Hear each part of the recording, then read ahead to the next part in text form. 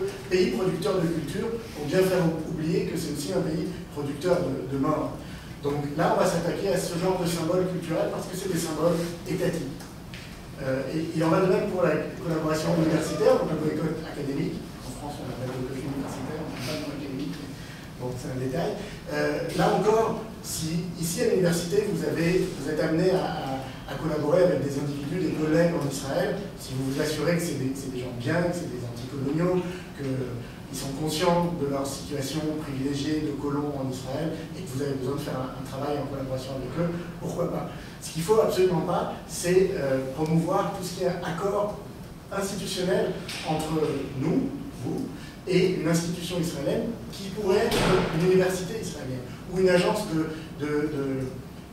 financement israélien. Donc, si vous vous êtes amené à faire une collaboration avec un collègue israélien, assurez-vous qu'il n'y a pas d'argent qui vient de l'État d'Israël, qu'il n'y a pas de logo ni de l'État, ni du consulat, ni de l'ambassade, ni du ministère de l'éducation israélien. Et en général, si votre collègue accepte toutes ces conditions, c'est que c'est sans doute quelqu'un de bien. S'il le refuse, c'est que c'est sans doute quelqu'un qui veut absolument rester associé à son État, et donc probablement qu'il en approuve la politique et les politiques, y compris les politiques de colonisation. Donc c'est un peu ces lignes qui ne sont pas les nôtres, qui sont celles qui sont dictées par qu'on appelle le BNC, le Boycott National Committee en Palestine, qui a un site web qui est vraiment très très bien, BDS Movement, et qui édite des lignes très claires, aussi bien pour le boycott culturel que pour le boycott universitaire, que pour le boycott des produits, que pour le boycott des entreprises, qu'elles soient israéliennes, c'est facile, ou pas israéliennes. C'est vraiment très clair parce que parfois on peut avoir l'impression que c'est confus, en plus on n'est pas aidé par le fait qu'on est régulièrement dénoncé par des ennemis qui vont essayer de faire croire que ce qu'on fait c'est antisémite. Donc ces outils sont pas mal, il y en a une partie qui est traduite en français sur le site de BDS France, probablement sur le site de BDS Québec, comme il paraît ici. Le site de BDS France a ressuscité il y a quelques jours, on peut espérer que ça va durer, donc c'est bdsfrance.org. Et tout ça pour dire que la campagne qui a commencé en 2009 a eu assez vite pas mal de succès. Encore une fois, ça paraît logique parce que c'est une des rares façons d'entrer en solidarité avec la Palestine qui est concrète. On a l'impression qu'on fait quelque chose. Les autres, j'ai rien contre, il y a d'autres façons, j'entends parfois les gens qui disent il n'y a que BDS. Non, il y a d'autres façons d'être solidaire avec les Palestiniens et les Palestiniennes. Effectivement, des pétitions, envoyer de l'argent, aller faire des missions là-bas, écrire des tribunes dans les journaux. Il y a aussi les flottilles pour Gaza. Il y a aussi des gens, alors c'est pas tout le monde ne peut pas faire ça, mais des gens qui font des procès, par exemple, pour des criminels de guerre israéliens. C'est très efficace ça quand ça marche. Ça, c'est pas du BDS. Mais nous, au quotidien, BDS, c'est ce qu'il y a de plus facile à faire.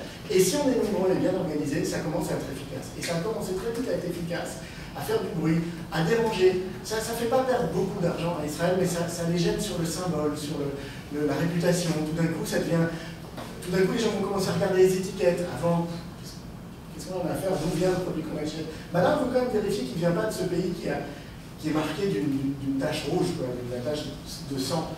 Et comme ça a bien marché, il y a eu des pressions très fortes. Et à l'époque, c'était Nicolas Sarkozy qui était président de la République et Michel Alliot-Marie qui était ministre de la Justice.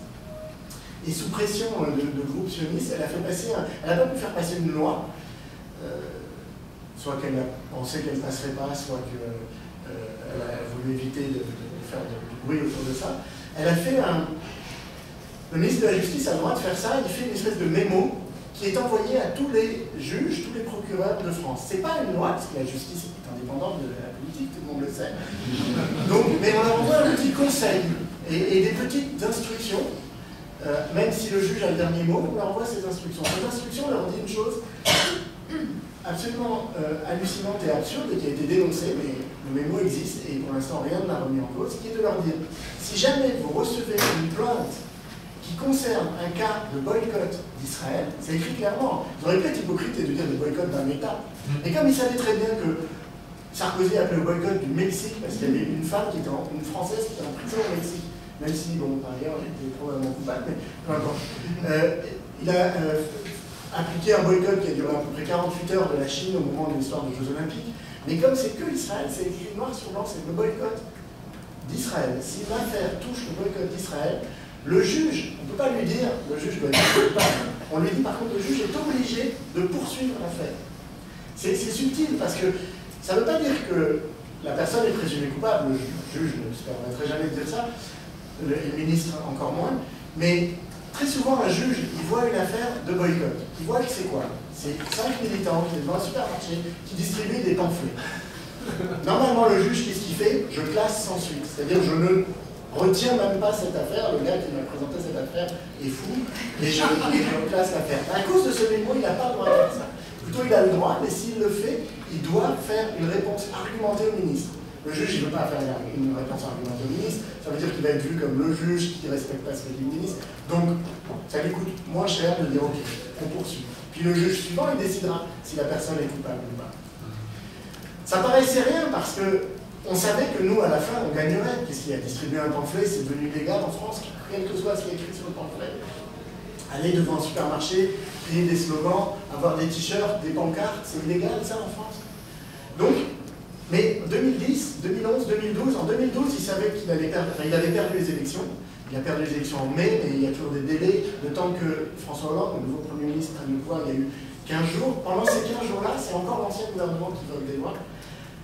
Le dernier jour, je ne me souviens plus quel jour c'était, mais fin mai ou début juin, le ministre allait partir pour laisser la nouvelle ministre Christelle Taubira prendre la place. C'était plus Michel Alliot-Marie entre-temps.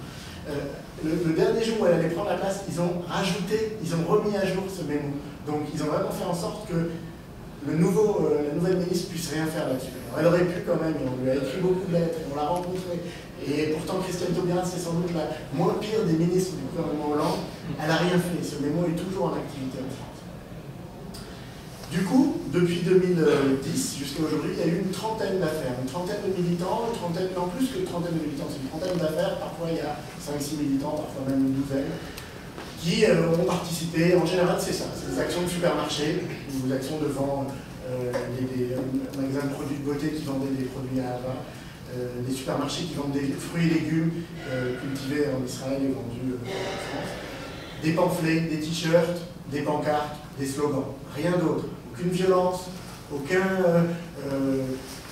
altercation, même ne serait-ce que verbale avec d'autres clients qui se seraient plaints. Le supermarché ne s'est pas plaint, jamais. Enfin, c'est arrivé qu'ils se plaignent, ils ont retiré leur plainte. Mais un avocat de l'association sioniste du CRIF, l'association qui représente les juifs les plus sionistes en France, qui n'était même pas présent sur le lieu, a le droit, lui, de dire « je porte plainte ». Et à cause de la circulaire Alliot-Marie, le juge est obligé de donner suite. Donc 30 affaires. 30 affaires, ça veut dire quand même 30 fois le militant qui doit venir au tribunal. Ça veut dire ce jour-là, il faut qu'il ait un jour de congé, il ne sera pas payé. Puis s'il faut qu'il fasse, s'il faut qu'il se déplace, ça va lui coûter quelque chose. Il y a des frais d'avocat. Parfois, on a des avocats qui nous font des tarifs intéressants, mais c'est quand même cher, ça prend du temps. Parfois, nous, on organise un comité de soutien. Donc nous aussi, on va avoir 5-6 militants qui, ce jour-là, vont poser une journée de congé, ne vont pas être payés, pour venir devant le tribunal avec des pancartes, dire on soutient notre ami, notre collègue, notre camarade militant. Quand on gagne, au début, on gagnait tous les procès systématiquement. Ils font appel. Et quand ils font appel, circulaire Alliot-Marie, le juge est obligé de donner suite à l'appel. Il y a eu l'appel systématique sur toutes les affaires. Donc chaque affaire a eu lieu 2 fois. Chaque fois, c'est de l'argent, du temps. Alors parfois, au début, on était contents, on était un peu naïfs, on était contents parce qu'à chaque fois, ça nous faisait des articles dans la presse, du bruit sur les médias sociaux. Donc finalement, ça faisait connaître, et sans doute que c'est vrai en partie, ça faisait connaître BDS. Les gens en entendaient de plus en plus parler, BDS, BDS, ah oui, j'en ai entendu parler, c'est l'affaire. Et tout le monde était acquitté. Les premières affaires, tout le monde était acquitté. Puis il y a eu les premiers cas où le juge émettait des réserves. Par exemple, on était acquitté sur l'accusation d'antisémitisme. Il n'y a jamais eu d'accusation d'antisémitisme. Jamais eu d'accusation de discrimination envers des personnes. Ce qu'il y a eu, c'est une loi d'entrave au commerce. Donc on a empêché les gens qui, à ce moment-là, auraient voulu acheter cette orange-là, et comme on était sur le chemin des oranges, ça les a empêchés. Et alors là, entrave au commerce, même ça, parfois, c'est pas passé. Quand c'est passé, il y a eu des amendes avec sursis. Et puis, je crois que c'est ça, il y a eu 2 affaires, une à Paris et une à Mulhouse. Donc Paris, Mulhouse, c'est dans l'est de la France, à côté de l'Allemagne. Les 2 tribunaux, pour des affaires très similaires, ont donné 2 jugements différents. À Paris, ils ont acquitté, et à Mulhouse, ils ont condamné pour entrave au commerce. Dans ce cas-là, quelqu'un peut porter l'affaire devant la Cour de cassation. C'est comme la Cour suprême ici. Quand il y a deux jugements contradictoires, la Cour de cassation doit être tranchée. Et la Cour de cassation, normalement, elle ne regarde plus le fond de l'affaire. Elle n'a plus besoin de s'intéresser si c'était des t-shirts, des oranges.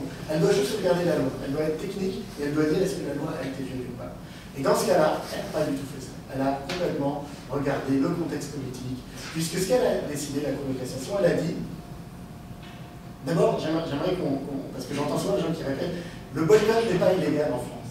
Au sens, il ne le sera sans doute jamais parce que le boycott, ça veut dire quoi? Votre droit à vous, individuel, d'acheter ci ou d'acheter ça, de ne pas acheter ci ou de ne pas acheter ça. Donc ce n'est pas le boycott qui est visé, ça ils le savent bien, ils n'y arriveront jamais.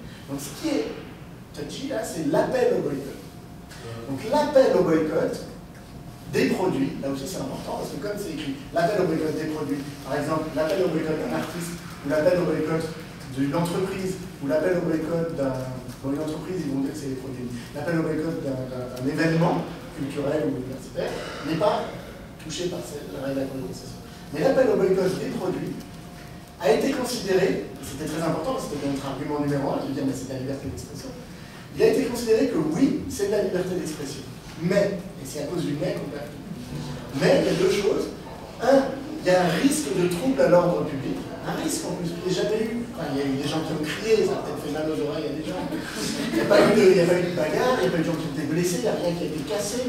Mais il y a un risque de trouble à l'ordre public. Ça, c'est un risque qui est dangereux aussi, parce que maintenant, les sionistes, sachant ça, ils peuvent venir à un événement BDS et exprès casser une vitre, frapper quelqu'un.